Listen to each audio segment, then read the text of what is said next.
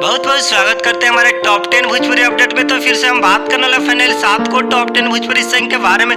तो चलिए first number हम जान लेते हैं फूल और बेल के पाता, क्योंकि बात करें तो शॉर्ट देखे साइड ले लिया, तो बात करें तो टीजर लॉन्च हो चुका है। तो चलिए बात कर लेते हैं और पोस्टर के बारे में। कैलाश पे बा ढाबा, क्योंकि सवर दिया नीलकमल सिंह। बात करें तो ऑडियो वीडियो एक साथ रिलीज हो चुका है, तो आप अभी तक नहीं देखे और नहीं सुने तो जाकर सुन सकते। काफी अच्छा काफी जबरदस्त सॉन्ग है। तो चलिए बात कर लेते हैं और पोस्टर के बारे में। लगा दो डोरी में का दो, क्योंकि सवर दिया अंकित अकेला।